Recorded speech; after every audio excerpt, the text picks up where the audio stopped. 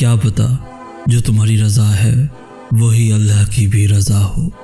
کیا پتہ اس نے تمہیں بار بار سننے کے لیے قبولیت کا وقت بنایا ہو۔ کیا پتہ اس بے بسی کے بعد تمہارے لیے کون کا معجزہ ہو۔ کیا پتہ تم جس کے انتظار میں ہو وہ بھی تمہارے انتظار میں بیٹھا ہو۔ کیا پتہ یہ دیری ناممکن سے ممکن تک پہنچنے کا مختصر سا وقفہ ہو۔ کیا پتہ جو چھین لیا گیا ہے تم سے وہی تمہارا حصہ ہو۔ کیا پتہ اس بے بسی کے بعد تمہارے لیے کون کا معجزہ ہو۔ کیا پتہ یہ سجدہ تمہارے درد کا آخری سجدہ ہو۔ کیا پتہ جو تم مانگ رہے ہو وہی تمہیں ملنا ہو۔ کیا پتہ تمہاری من پسند چیز ہی اس امتحان کے بعد تمہارا صلہ ہو۔ کیا پتہ تمہاری اگلی دعا سے ہی تمہارا نصیب بدلنا ہو۔ تمہاری دعائیں ہی تمہارا مقدر ہیں اور تمہارے خیالات اس مقدر کی حقیقت ہیں۔ تم جب جب اللہ کے روبرو دعا کے لیے ہاتھ اٹھاتے ہو تب اللہ تمہارا مقدر تمہاری رضا کے مطابق بدلتا ہے۔ اور سچ یہی ہے کہ زندگی میں تمہیں وہی ملتا ہے جس کے لیے تم کوشش کرتے ہو، اور تم وہی پاتے ہو جس پر تم صبر کرتے ہو، کیونکہ اللہ اس جھولی کو کبھی خالی نہیں رکھتا جو صرف اس کے سامنے پھیلائی جاتی ہے۔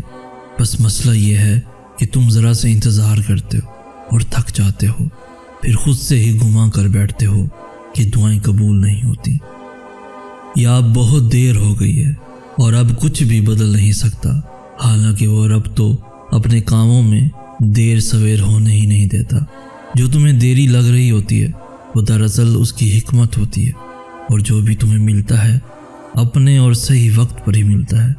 تو پھر ڈر کے ان وسوسوں کو کبھی جیتنے مت دینا، ذرا سی تاخیر پر مایوس مت ہو جانا، حالات کتنے ہی کیوں نہ مشکل ہو جائے۔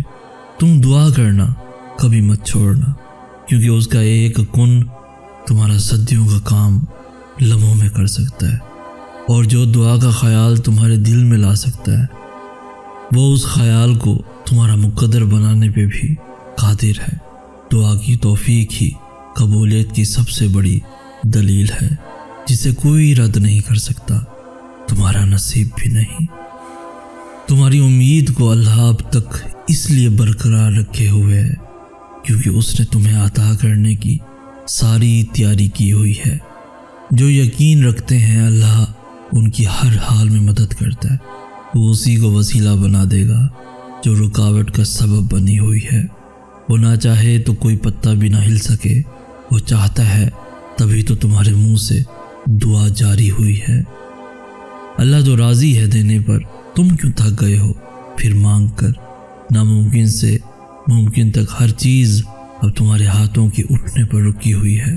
جس نے ہمارے نبی کی ایک انگلی کے اشارے پہ چاند کو توڑ کر رکھ دیا، وہی تمہارا بھی رب ہے۔ اسی نے تمہارے معجزوں کی کہانی بھی لکھی ہوئی ہے۔ نصیب نے بے بس کر دیا ہے تو یہ بے بسی اللہ کی چوکھٹ پر لے جاؤ، وہ سنوار دے گا بات نصیب سے جو بگڑی ہوئی ہے۔ انتظار کی اذیت کے بعد ہی تو یعقوب کو یوسف سے ملوایا گیا تھا، جسے سزا سمجھ رہے ہو اس دیری میں ہی تمہارے لیے بہتری چھپی ہے۔ اللہ کی قدرت تمہاری ناممکن دعاؤں سے بہت بڑی ہے۔ قبولیت کی ہر ڈور تمہارے مانگنے کی شدت سے جڑی ہے۔ نوح علیہ السلام نے مدد مانگی تو خوفناک طوفان کے ذریعے مدد اتار دی گئی، جسے تم عذاب سمجھ رہے ہو اس آندھی کے آنے سے کوئی بہت بڑی بلا ٹلی ہے۔ اللہ پیاس سے گزار کر ہی ہاجرہ کو پانی کے چشمے تک لایا تھا۔ منزل تک پہنچنے کے لیے تمہارا بھی اس آزمائش سے گزرنا بہت ضروری ہے۔ اللہ کی قدرت تمہاری ناممکن دعاؤں سے بہت بڑی ہے۔ قبولیت کی ہر ڈور تمہارے مانگنے کی شدت سے جڑی ہے۔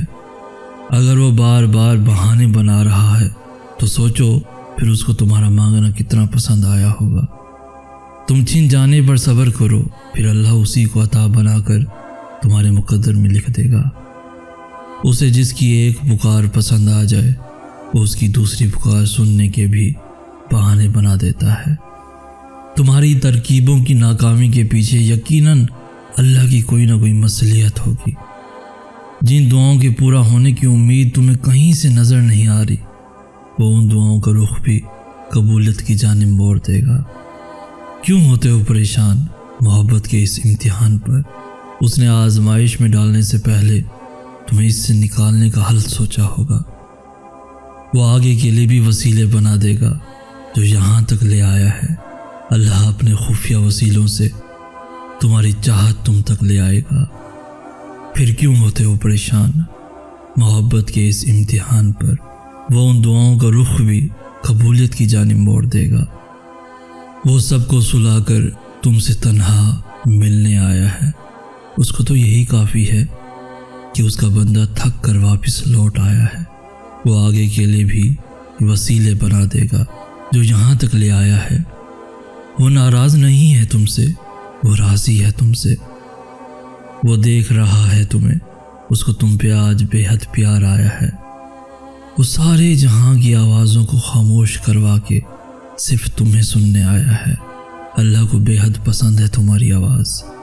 اگر اس نے نوازنا نہ ہوتا تو وہ تمہیں بے نیند کر کے کیوں تڑپاتا، اپنے پاس کیوں لے آتا، اللہ سے مانگنے کی توفیق کیوں دیتا؟ اللہ کو بے حد پسند ہے تمہاری آواز۔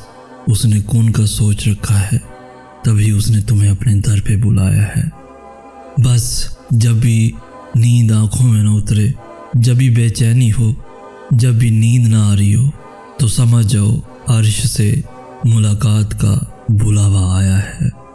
تم میرے پاس ہوتے ہو گویا جب کوئی دوسرا نہیں ہوتا، کہ جب ہم بالکل اکیلے رہ جاتے ہیں، جب ہمارے پاس اپنا آپ بھی نہیں رہتا، جب ہمارے آنسوؤں کو صاف کرنے والا کوئی بھی موجود نہیں ہوتا، جب ہماری عرضیاں سننے والا کوئی پاس نہیں ہوتا، جب دنیا ہمیں تھامنے سے انکار کر دیتی ہے، جب رشتے ہمیں سرعام دھتکار دیتے ہیں، جب ہمیں خود کو بھی ہماری آواز سنائی نہیں دیتی، تب بھی اللہ ہمیں سن لیتا ہے، تب بھی وہ ٹھہر جاتا ہے، تب بھی وہ تھام لیتا ہے۔ جب کوئی دوسرا نہیں ہوتا، تب ایک وہی تو ہوتا ہے ہمارے ساتھ بے حد پاس۔ اور شاید اس حقیقت سے زیادہ خوبصورت اور پرسکون حقیقت اور کوئی نہیں کہ سب بدل جاتا ہے پر وہ کبھی نہیں بدلتا، سب چھوڑ جاتے ہیں پر وہ کبھی نہیں چھوڑتا، ہم اس سے فاصلہ بڑھا دیتے ہیں پر وہ ہم سے فاصلہ کبھی نہیں بڑھاتا۔ جب وہ پاس ہوتا ہے تب کوئی پاس نہیں ہوتا، اور تب پتہ چلتا ہے کہ صرف اس کا پاس ہونا کتنا بہتر ہے، کتنا بہتر ہے۔